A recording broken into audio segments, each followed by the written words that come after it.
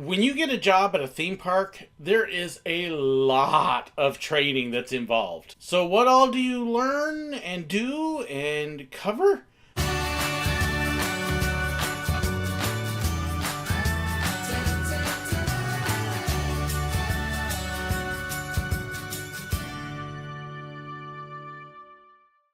When you get a job at a theme park, there is a ton of training that you get to do. Probably more involved than you realize. From your first day all the way until you finally get on the job, typically can be anywhere from 3 to 5 days, and sometimes longer depending upon the job you've got. I want to give you a little look at behind the scenes of training at the parks, but please keep in mind too, there are things that I can't cover, at least not in detail, because of non-disclosure agreements and confidentiality agreements. There are things that I'm sworn to secrecy on. But at the same time, there are definitely some things about training at a theme park that I can give you some insight on. Hopefully give you a little bit of understanding of what it's like to actually get trained at a park. It all starts with your orientation day. At Disney, it's called Traditions, but every park has their own version of this. At Busch Gardens, it's called Cornerstones. And Silver Dollar City has their own version. Six Flags has their own version. Most of them you're going to get some sort of folder or book or something like this that's going to give you an overview of the company. At this orientation, it's typically a day-long thing. Disney's used to be much longer. But during that, you are going to get a look at the company, their values, their history, their core beliefs, what they want you to do, the things they want you to remember. For example, at Silver Dollar City, they tried to sum everything up in make memories worth repeating. At Disney, you got your keys to the kingdom. Safety, courtesy, show, and efficiency that they want to drill into you. At Busch Gardens, you've got your cornerstones. Again, safety, quality, memorable, and easy. It's typically a way to sum up all of the training in a way that you can remember when you go into the park that, okay, this is what I'm supposed to be, this is what I'm supposed to do. And they cover that really well in depth at that orientation. But the orientation is not limited to just that. You've got your fun, hey, welcome to the company, it's wonderful you're here, we're awesome, you're awesome, everything is awesome. Everything is awesome. Everything is cool when you're part of a team. And it really is meant to get you excited about the job. But you also cover some things that are not so fun. This is when you're going to get your harassment training, your training on discrimination and how to avoid it, things like that. They will cover generally how to deal and interact with guests. Silver Dollar City had possibly one of the most memorable videos of theirs that I still remember, called Just Give Them the Pickle. It's from a guy that used to run an ice cream chain in Sacramento, where I actually grew up going to this place. And it's a great way to sum up what you're supposed to be with the guests. So I've actually provided a link to the YouTube version of that video if you want to see a typical training video at these orientations. So you'll have a day where you cover all of those kinds of things and hopefully get excited about the job and have some fun along the way.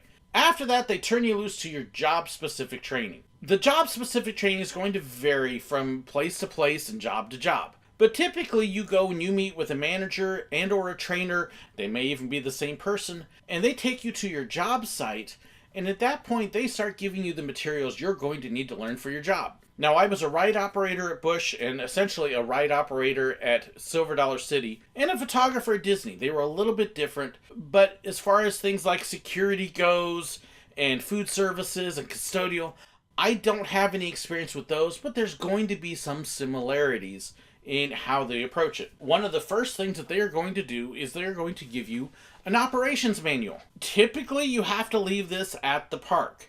I did actually manage to get a couple from Busch Gardens, but this gives you an idea of what you have to learn. One of the very first things for your division is you get an operation manual. It may be park operations, it may be food services, but you get an orientation manual that covers all the procedures and rules and regulations and everything that you need to know specifically for that job, at least that division. This is, again, division specific, and then you get to ride specific, and that's going to be specific to your restaurant, your work location, things like that. At this point, if you didn't cover it in orientation, they will talk about dress code. They will talk about what you're required to wear and how to get it, and what costuming has and what you have to provide on your own. They will talk about what you're going to be doing. Okay, here is what your job entails. You are going to be riding on the train. You're going to be spieling all the way around. You're going to be performing during this show, and you're going to carry a shotgun. You've got to watch out for these things and not do these things. You're going to cover all of your safety procedures because safety is huge. That is the biggest thing that they're going to emphasize. How do you do this and how do you do it safely? What are your controls you might need to know? How are you going to watch for the guests when they do dumb things? And lots of safety. Because the last thing you want is for somebody to get hurt on your shift. You're going to learn how to use your equipment. If it's a ride, you're going to learn your ride control panel. If it's something like Rhino Rally, you're going to learn how to operate and drive the vehicle and spend time doing it nowhere near guests. With Rhino Rally, we would spend a day or two driving Land Rovers around Backstage, behind the scenes where nobody could see us. For PhotoPass, we had hands-on time with the camera and learned what the controls were and the settings. For Silver Dollar City, we had a couple days before the park was open where we just rode the train over and over and practiced and did the routines and did all of this without guests around. You go through all of this when there's no guests so you can get it in your head so when there are guests there, it's automatic. As part of this, there's lots of procedures, lots of rules. Make sure you do things in this order, this way, hitting this, checking that. Make sure that you don't push this button without pushing that button. Make sure that you've checked the restraints before you hit the green button to release it. Make sure everybody's got a thumbs up. Make sure you've done this before you do that. Make sure that this doesn't happen, because if it does, you better do this. And so you cover all of these kinds of things. Not just the normal routine, but what happens if something outside the normal happens? How do you fix it? What do you do with it? How do you make sure it's not going to hurt somebody? What do you do when somebody does something dumb? It's at this point that you start covering safety deals like what happens if you've got a guest freaking out on the ride. This is going to change from ride to ride. Many times if a guest is freaking out, especially before the ride dispatches, most parks won't dispatch the ride. That's not always true though. It depends on the ride and how the guest is responding. But they will approach it on an individual basis based on what is best for that ride and for everybody involved. What do you do if a guest decides to hop over the fence or hand their child over the fence? Yeah, we had that happen on the train a couple times. We're about to leave and all of a sudden here's parent handing child over the fence to a parent who's on the train, who's now hopping off of the train.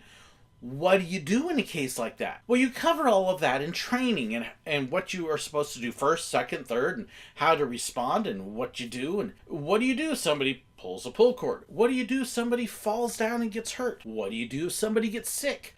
All of this is covered in training because you have to be ready for it. You can't just stand there and go, I don't know what to do. They try to train you and drill you enough that you do know what to do when those unexpected things happen. Because then all of a sudden they're expected and it's not out of the unusual. In many cases, those procedures and rules have come at the experience of actually having had it happen. And yeah, on the train and Rhino Rally, in both cases, we got to add rules and procedures because of things that I saw happen.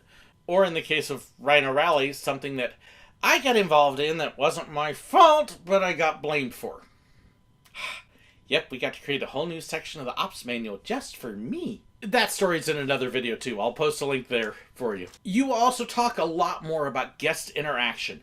How to respond to the guests, how to work with guests with disabilities. What are the disability procedures for your ride or your attraction or your location? And how do you help somebody that may need some help? What is appropriate and what isn't? We will learn about how to load up a wheelchair or transfer somebody from a chair and what we can and can't do and what's appropriate and what isn't. You learn how to deal with guests that were having a bad moment and how to respond to them and how to listen to them.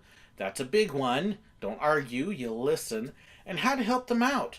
And if a guest goes beyond, at what point do you call help? At what point do you call a manager or security? Because sometimes you gotta do that. And at what point do you recognize you have to do that? With a photographer, we had to learn how to watch around us and make sure that we weren't taking pictures of things that we shouldn't. For example, guests doing something unsafe in the background or improper. You didn't want a guest in the background giving certain gestures because you don't want that in your picture of the guest who doesn't know what's happening. So you learn how to watch around. And yeah, we would have guests at Disney that would try to photobomb and do dumb things in the background deliberately, and you just have to wait. And I had a couple times where you drop the camera and look at him and go, you're not being sly or funny. I can see you and I'm not taking the picture until you've left. Thank you. Because people do crazy and dumb things and rude things. And so you have to learn how to work with that. And that is all part of the training. That's all learning how to work with guests and do your job safely, efficiently, and the best way possible. A lot of that is book work, classroom work. A lot of it is kind of on-the-jobs training with the manager following you around or the trainer either showing you how to do it or watching you do it and making sure you do it right, and repetition, and then you go through and you actually have written tests you have to take to make sure that you know everything, that you're doing everything properly, that you've actually got it down before they ever turn you loose. You've got days where you're not going to see a guest until they know that you've got it down enough that they can trust you in front of people. After all of that, there is also the emergency training. You get trained on what to do in the case of a weather emergency, a tornado, a severe storm, in case of lightning. What do you do for your job site, your attraction, your ride? What do you do for the guests? What do you do for you to keep you safe? That's all covered in training, and it would vary. For example, at Silver Dollar City, because we do get tornadoes and strong storms, we had evacuation points. We had to know where to send the guests in case of a weather emergency, as well as where we were supposed to go. And how do we point the guests that way and direct people and keep them safe? And at what point do we then go take cover after we've taken care of them? Down in Florida, you have thunderstorms and lightning on a regular basis. At what point in that do you take shelter and cover? Or if you're inside, is there something that you need to do? You would cover all of those kinds of emergencies. You would cover medical emergencies. Who do you call? What are your emergency numbers? Who do you contact? What steps do you take? At Disney and Busch, our general rule was hands off, don't touch, contact first aid, keep other guests away. At Silver Dollar City, that was still mostly the rule, but on the train, we actually had AED training. We learned how to do CPR in case somebody had a heart attack, because if the train's in the woods and somebody's having a heart attack, you gotta be on them quick. You can't wait 10 minutes to get back up to the station. So we did learn how to use AEDs. We had one on the train. That was part of it. But then it was also hands off, let first aid come do it to make sure that you didn't do something dumb and make a problem worse and get the park in legal trouble. So generally, call first aid. How do you do that? Who do you call? Where do you get a hold of them? You also talk about mechanical emergencies. What do you do on Rhino Rally if you hit an animal, or if you hit a rock, or if the Land Rover breaks down? What do you do with PhotoPass if your camera decides to lock up and quit working, or something breaks on it? How do you deal with the guests? How do you deal with the gear? How do you potentially fix it? How do you deal on the train with a mechanical emergency and a shutdown? When you do have to shut down your ride, how do you deal with the guests? What do you tell them? This is actually when they tell you to not tell the guests anything. Don't give an estimate of when you're going to reopen. Don't tell them what's going on. For a couple of reasons. One, you probably don't know what's really going on because you're not a mechanic. You're an operator. You call the mechanics when something breaks. They're the ones who fix it. So you usually don't know, and you don't know what's involved. You also don't know how long it's going to take. And you don't want to tell that guest, hey, we should be open in 15 minutes. And then 15 minutes later, they're not anywhere closer to fixing the ride. And then you have a very upset guest. You told me 15 minutes and you're not open. Why aren't you open? What are you going to do about it? This is why you say, I don't know how long it's going to be. You don't give time estimates because then you're not locked onto that time estimate. At the train, our standard deal was, if you don't hear any train whistles, we're not running. If you hear train whistles in the park, we might be. That's your cue that we may be opening. And that's all you tell them, because you couldn't give other information because you didn't know. Even if you thought you might know, you probably really didn't, and you couldn't give an estimate because sometimes other things happen when they're trying to fix it. And what looks simple isn't. It's how you would deal with weather closures if you have them. All of those kinds of things are all encompassed in emergencies. Finally, when you have gone through all of that, your orientation, your procedures, your rules, your actual operations, your job description, repetition, learning to work with guests, learning to deal with emergencies, learning to take things in stride and how to be creative and how to find solutions and when to redirect people and all of that. And then you get written tests. Yes, written tests, because they have to document and certify everything. When you've passed all of your written tests, and you've got to have certain scores, and if you don't have a score, you don't get to do the job until you eventually get that score. And there's times that people couldn't get the score, and so you change them to a different job. And once you pass the performance evaluation, in PhotoPass, we would have a manager or trainer stand behind us and watch us as we work through families. And once they were convinced that we could do it on our own without them there, then they would sign us off. At Busch Gardens and at the train, we had to do the whole ride with our trainers and managers standing there and watching us, evaluating what we did, and then tell us, yep, you're okay, or nope, you need to work on this part, you need to get that part fixed. And we could not be signed off to do it without them until we had passed their evaluation and all those safety checks. That was a lot. And then after you get signed off on that, well, then you get another spot to pick out and you get to do more training. So at Rhino Rally, we got training for the queue and how to run that. But then we had more training to actual drive the Land Rover. At PhotoPass, you got trained with icons, taking pictures of the castle and Spaceship Earth, but then you had more training to work with the characters, and then more training to work with certain characters in certain locations. And you'd have to go through kind of the same process again. Not orientation, but each section you would have your own manual, your own guidelines, your own evaluations, and you would have to get tested on it. At Silver Dollar City, we had to get signed off as a robber, and then we got signed off as what we called the off conductor, which is the one that stays at the station. And then we had another sign off for the on conductor, the one that's actually on the train and spieling. All of those. And then if you wanted to learn a new ride, well, guess what? You got to do it again. So that's kind of a look at training and a broad overview of it. I hope you found it interesting. I'd love to know if you've got more questions about it. Post them in the comments below. I would love to do my best to answer them. If you've worked on a ride or at a theme park in another spot, did I cover it all? Or did you do something different? I'd love to hear that too. Please share it below. Don't forget to hit that like button. Don't forget to subscribe if you haven't. And share this video with somebody who's thinking about working at a theme park. They want to know what they're in for? Well, this is a great way to learn. Thank you so incredibly much to my financial supporters, my YouTube members, and my patrons. Their financial support means the world and has been an upgrade in gear. I hope the camera work has been good because it's a new camera, and that's thanks to my patrons. If you want to know more about being one and the perks that come with it, be sure to check the description below as well. Thank you so incredibly much for watching, and God bless. I forgot a couple things.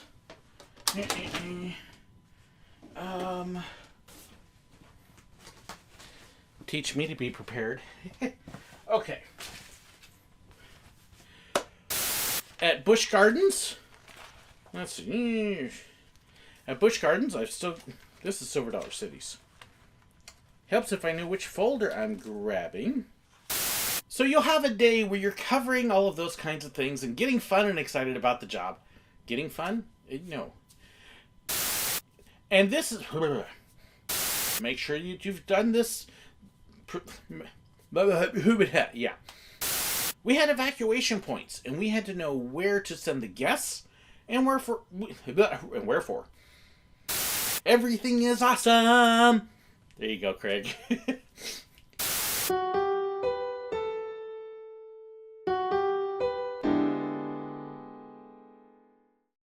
Thank you so much for watching. If you'd like to know about contact information, fan pages, merchandise, and more, please be sure to check the description below. If you enjoyed this video and you'd like to know when I have new ones, well, make sure you hit that subscribe button right up there. And if you want to see another one of my videos, well, I've got a great one for you right here. And a huge thank you to these wonderful people here who support me on Patreon and with YouTube memberships. They get behind the scenes information, special perks, and more. If you'd like to know more about that, well, make sure you check that button right there. Thank you so much.